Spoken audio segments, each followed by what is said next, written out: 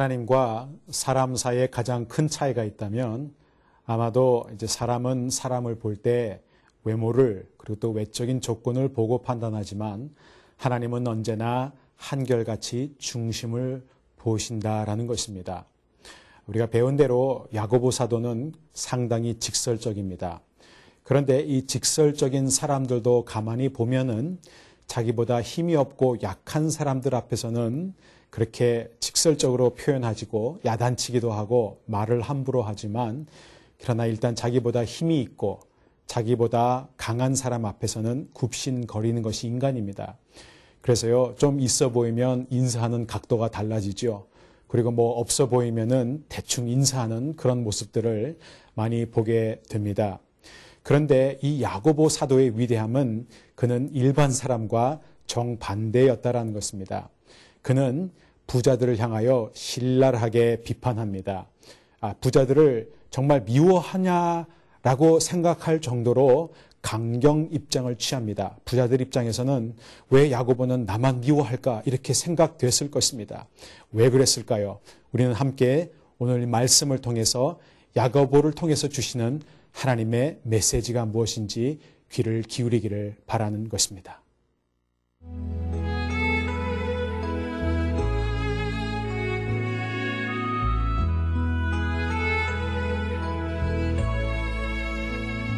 야고보서 5장 1절에서 12절 말씀입니다. 들으라 부한자들아, 너희에게 이 말 고생을 인하여 울고 통곡하라. 너희 재물은 썩었고 너희 옷은 좀 먹었으며 너희 금과 은은 녹이 슬었으니 이 녹이 너희에게 증거가 되며 불같이 너희 살을 먹으리라. 너희가 말세에 재물을 쌓았도다. 보라, 너희 밭에 추수한 품꾼에게 주지 아니한 삭시 소리 지르며 추수한 자의 우는 소리가 만군의 주의 귀에 들렸느니라. 너희가 땅에서 사치하고 연락하여 도살의 날에 너희 마음을 살찌게 하였도다. 너희가 옳은 자를 정죄하였도다. 또 죽였도다. 그는 너희에게 대항하지 아니하였느니라. 그러므로 형제들아, 주의 강림하시기까지 길이 참으라. 보라, 농부가 땅에서 나는 귀한 열매를 바라고 길이 참아 이른 비와 늦은 비를 기다리나니 너희도 길이 참고 마음을 굳게 하라. 주의 강림이 가까우니라. 형제들아, 서로 원망하지 말라. 그리하여야 심판을 면하리라. 보라, 심판자가 문 밖에 서 계시니라. 형제들아, 주의 이름으로 말한 선지자들로 고난과 오래 참음의 본을 삼으라. 보라, 인내하는 자를 우리가 복되다 하나니 너희가 욥의 인내를 들었고 주께서 주신 결말을 보았거니와 주는 가장 자비하시고 긍휼히 여기는 자시니라. 내 형제들아, 무엇보다도 맹세하지 말지니 하늘로나 땅으로나 아무 다른 곳으로도 맹세하지 말고 오직 너희의 그렇다 하는 것은 그렇다 하고 아니라 하는 것은 아니라 하여 죄의 정함을 면하라. 5장 1절에 야고보는 다음과 같이 선언합니다. 들으라 부한 자들아, 너희에게 이 말 고생을 인하여 울고 통곡하라. 좀 아무리 봐도 심한 말처럼 들립니다. 이렇게까지 강한 어조로 말할 필요가 있을까? 이런 식으로 설교했다가 야고보가 담임하고 있는 교회에 부자들이 다 교회를 떠나면 어떻게 될까? 누가 헌금할까? 교회 살림은 어떻게 꾸려나갈까? 등등 우리는 여러 가지 의문을 가질 수 있지요. 그런데 야고보는 지금 부자들이 미워서 이렇게 설교하는 것이 아닙니다. 도리어 야고보는 부자들을 사랑하기 때문에 그들을 품기 위해서 이렇게 강력한 메시지를 전하는 것이죠. 왜냐하면 앞서 4장 6절에 야고보는 분명히 하나님에 대해서 이렇게 말합니다. 하나님은 어떤 분이냐? 교만한 자를 대적하시고 겸손한 자에게 은혜를 베푸시는 분이시다. 그렇기 때문에 부자일수록 겸손해야 된다라는 것입니다. 하나님 앞에 순종하고 순복하는 삶은 어떤 삶입니까? 매사에 하나님을 인정하는 삶입니다. 모든 일에 하나님의 도움을 구하는 사람입니다. 그러나 부자는 돈이 많습니다. 우리가 살고 있는 세상은 야고보가 살고 있던 세상하고 똑같은 세상입니다. 돈이 있으면 많은 문제가 해결됩니다. 돈으로 문제를 해결할 수 있다 보니까 웬만한 일 갖고는 하나님을 찾지 않게 되는 것이죠. 그리고 돈으로 해결할 수 없는 위기 상황 앞에서만 하나님 앞에 달려가는 것, 지금 야고보는 그것을 문제 삼고 있는 것입니다. 우리는 돈에 대해서 어떤 태도를 가져야 합니까? 많은 그리스도인들은 돈 자체를 악한 것으로 보고 돈이 바로 일만하게 뿌리라고 생각합니다. 그러나 디모데전서 6장 10절을 정확히 읽으면 돈을 사랑하는 그 사랑이 바로 일만하게 뿌리다라는 것입니다. 돈은 하나님께서 우리에게 건강의 복, 또 관계의 복 등 여러 가지 복을 주시는데 그 복 중에서 하나입니다. 그렇기 때문에 복은 받는 것도 중요하지만 받은 복을 잘 관리하고 누리는 것도 중요합니다. 우리는 돈을 잘 관리해야 됩니다. 지금 본문을 보면 야고보는 부자들이 돈이 많기 때문에 비판하는 것이 아니라 그는 이 부자들이 돈을 불의한 방법으로 모았기 때문에, 그리고 그 돈을 자기를 위해서만 축적하고 있었기 때문에 야단치는 것입니다. 그래서 2절에서 그는 말하지요. 너희 재물은 썩었고 너희 옷은 좀 먹었으며 너희 금과 은은 녹이 슬었으니 이 녹이 너희에게 증거가 되며 불같이 너희 살을 먹으리라. 너희가 말세에 재물을 쌓았도다. 왜 말세라는 표현을 쓸까요? 왜냐하면은 이 야고보가 지금 부자들을 향하여 이 경고를 쓰고 있는 시기는 60년경입니다. 예루살렘은 그로부터 약 10년 뒤 주후 70년경에 완전히 멸망하게 됩니다. 66년부터 시작된 유대 폭동으로 인해서 예루살렘 성과 예루살렘 도시 전체가 함락하면서 그 안에 살던 모든 부자들은 재산이 다 몰수당하게 되죠. 그리고 전부 다 노예로 쇠고랑에 채워져서 끌려가게 되는 종말을 맞이하게 됩니다. 이런 상황 속에서 야고보는 부자들에게 분명히 말합니다. 너희들은 불의한 방법으로 재물을 모았고 그 재물을 쓰지 않고 하나님의 일을 위해서 헌신하지 않고 자신을 위해서 축적해 놨다. 여러분, 이것은 결코 그리스도인은 저축하면 안 된다. 그리스도인은 재테크하면 안 된다. 그리스도인은 적금 들면 안 된다. 그런 얘기가 아닙니다. 그리스도인일수록 열심히 모으고 열심히 저축해야 됩니다. 아껴야 됩니다. 왜냐하면은 위기 상황이 올 때 우리는 돈을 빌리면 안 되기 때문에 그렇습니다. 빚을 지지 말라고 하나님이 우리에게 말씀하셨기 때문에 우리는 잘 저축해야 됩니다.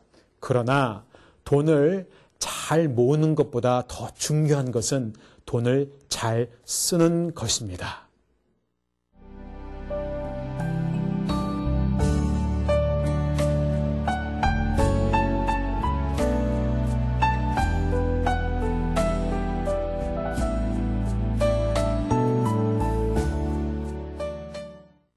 얼마 전에 오레건주에 있었던 아주 가슴 아픈 사건을 기사를 통해서 본 적이 있습니다. 한 노인 이야기입니다. 그는 자전거를 타고 다니면서 늘 낡은 옷을 입고 그의 집은 산 골짜기에 있는 한 오두막이었는데 물론 겨울에는 난방도 없었고 여름에는 에어컨도 없었습니다. 그는 늘 자전거를 타고 다니면서 재활용품, 특별히 유리병이나 플라스틱 병을 모아서 그렇게 돈을 모았습니다. 그리고 무위탁 노인시설을 전전하면서 그곳에서 주는 음식으로 끼니를 때우면서 살았습니다. 어느 날 그가 죽자 기자들이 충격 속에서 발견하게 된 사실은 그는 100억 원을 손에 쥐고 있었던, 현찰을 쥐고 있었던 부자였다라는 것입니다. 여러분, 그가 죽었을 때 이 돈은 다 어떻게 됩니까? 야고보의 표현대로 다 썩고 다 좀먹게 된다라는 것입니다. 제가 미국에서 유학생 목회를 할 때 유학생들 중에서는 형편이 넉넉한 사람들도 있지만 굉장히 어려운 학생들이 있습니다. 그런데 이 학생들한테 저는 이렇게 말합니다. 목사님, 저는 돈이 없어서 저는 정말 어렵기 때문에 하나님 앞에 드릴 것이 없습니다 라고 말할 때 저는 이렇게 말합니다. 네 주머니 안에 있는 100원이라도 하나님께 드려라.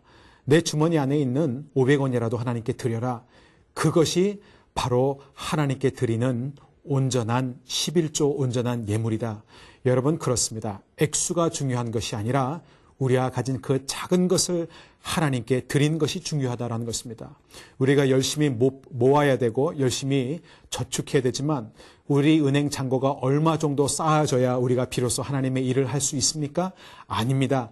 지금부터 우리에게 주어진 현실 속에서 우리는 얼마든지 최선을 다하여 하나님의 일을 할 수 있는 것입니다. 특별히 이 부자들은요, 품꾼에게 싹을 주지 않았다라고 표현하고 있습니다. 저는 이 마이크로소프트사가 9년 동안 직원들로부터 당한 법적 소송으로 인해서 힘들어하는 것을 봤습니다. 이 회사는요, 임시 계약직 직원들을 많이 뒀습니다. 임시 직원이라는 그런 제도를 통해서 정규 직원들, 전임 직원들한테 주어지는 혜택을 제공하지 않았던 것이죠. 돈을 벌기 위한 것이었습니다. 그래서 이 임시 계약직 직원들은 회사를 상대로 소송을 걸었고 결국 9년 끝에 마이크로소프트사는 100억 원의 배상을 물게 되었습니다. 그런데 이 회사는요, 5천조 원의 엄청난 자산을 보유한 회사인데 얼마 되지 않는 이 액수에 왜 이렇게 연연했을까요? 왜냐하면은 돈이 많으면 많을수록 더 모으고 싶고 가난한 사람들을 돌보지 않고 억압하기 때문에 그런 것입니다. 그래서 하나님은 모세를 통해서 레위기 19장에 보면 품꾼의 삭슬 어떤 경우에도 아침까지 밤새도록 내게 두면 안 된다라는 것입니다. 특별히 9절에서 야고보는 이렇게 말합니다. 형제들아, 서로 원망하지 말라. 그리하여야 심판을 면하리라. 여러분, 지금 야고보는 가난한 자들을 향하여 7절에서부터 권면하고 있습니다.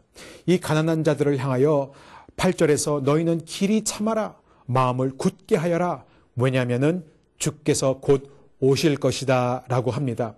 그런데 이 가난한 사람들은 자신에게 마땅히 주어져야 할 그 싹조차 주지 않는 부자들을 향하여 어떠한 마음, 어떠한 태도를 가져야 하느냐?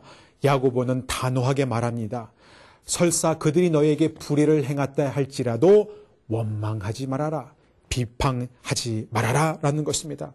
앞서 4장 1절에서 3절 그리고 11절 12절에서 했던 말을 재차 거듭 강조한 것입니다. 그리스도인은 어떤 경우에도 상대방을 비판하면 안 된다라는 것입니다. 특별히 6절을 보면은 너희가 옳은 자를 정죄하였도다 또 죽였도다 그는 너희에게 대항하지 아니하였느니라. 옳은 자의 태도는 무엇입니까? 상대방이 우리를 죽인다 할지라도 대항하지 않는 것이 바로 그리스도인의 자세여야 된다라는 것입니다. 왜냐하면은 이것이 바로 하나님의 아들 예수 그리스도께서 택하신 방법이기 때문에 그렇습니다. 우리가 끝까지 참고 우리에게 악을 행하는 자에게도 선으로 악을 이길 수 있는 그 비결은 주께서 곧 오실 것이기 때문에 그렇습니다. 베드로후서 3장을 보면은 주의 날이 도적같이 오리니 모든 것이 뜨거운 불에 타게 될 것이다. 그렇다면 너희는 어떤 사람이 되는 것이 마땅하느냐? 거룩한 행실과 경건으로 하나님의 날이 임하기를 간절히 사모하라. 여러분, 무슨 뜻입니까? 실제로는 우리가 여러분이 부자다라는 것입니다. 왜냐하면은 여러분과 저는 믿음으로 살아가고 비방하지 않고 선으로 악을 갚을 때 우리는 영원히 타지 않게 될 영원한 것을 소유하기 때문에 그렇습니다. 9절을 다시 읽겠습니다.